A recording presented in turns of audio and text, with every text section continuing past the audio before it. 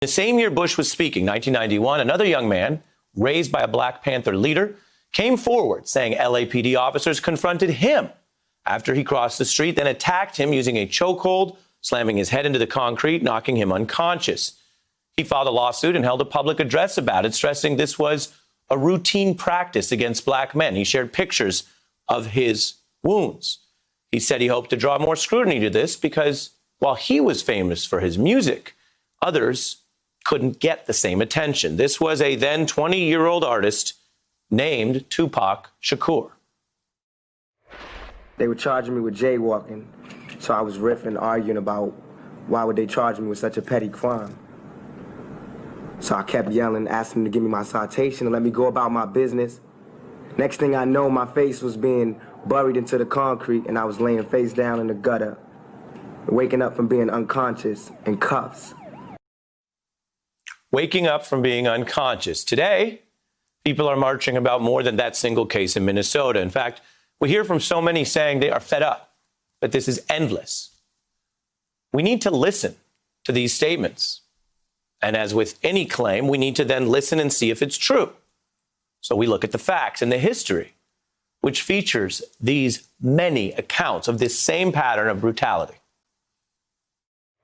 For everybody who don't know, as if it doesn't happen every day, everywhere, I, an innocent young Black male, was walking down the streets of Oakland, minding my own business, in the police department.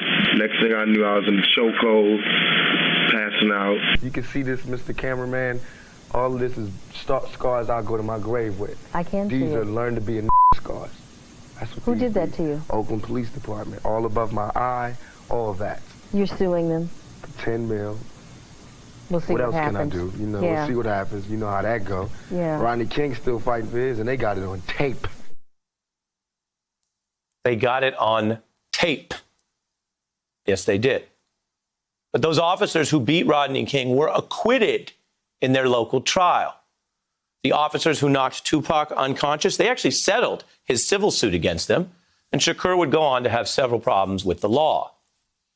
But when we do this seriously, when we listen to people today and people across history, and yes, people who are no longer here allowed to tell their stories, I think we can hear and we can see, and if we try, we can feel how, over all these years, what I just showed you is 25 years old, too little has changed. So many of these old stories and pleas, they register today because they apply today. People are asking America to get the police to stop abusing and killing them. In 1970, in 1991, you just saw, and now in 2020. They're asking America to get the police to stop killing them under the cover of night or in broad daylight, on tape or off the grid. During normal times or during a pandemic, it's all the same plea. America, can you get the police to stop abusing and killing innocent and unarmed people